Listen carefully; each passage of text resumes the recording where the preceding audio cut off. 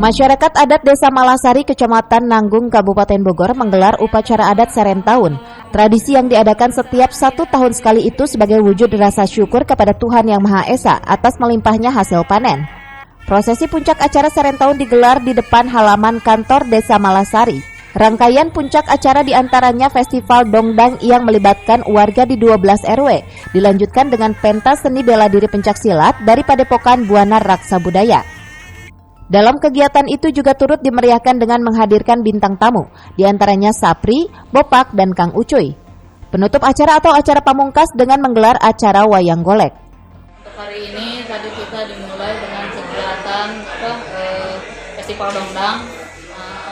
Itu melibatkan dari 12 RW, jadi semuanya meriahkan. Tadi juga dimeriahkan oleh teman-teman dari ada Bopak, Ucuy sama Sapri. Tadi setelah selesai sampai penilaian dongdang dan tadi tim juri itu ada dari Pak Kadis Unpar, Pak Denny Mangki, sama Pak Sekcam dan Pak Kapolsek. Dan untuk dongdangnya, festival dongdang sendiri tadi sudah diumumkan. Nanti dilanjut akan ada pencaksilat dari Padepokan Buana Raksa Budaya sampai nanti sore, malamnya nanti akan dilanjutkan wayang golek. Subhanallah, luar biasa. Ini acara anu meriah, keren. Ieu anu selaku orang Sunda, abdi orang Sunda asli Cianjur.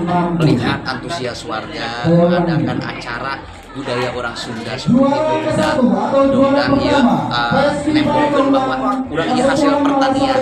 Di dieu hirup tina pertanian. Jadi urang budidaya kedah dimulaikeun. Pokoknya mah abdi tidak bisa berkata-kata, sangat luar biasa.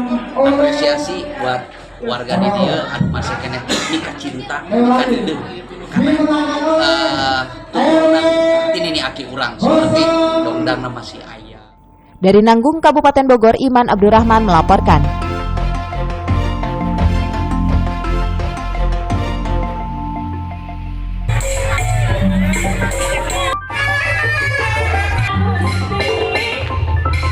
Ternyata anu tos yang oke masih kena semangat.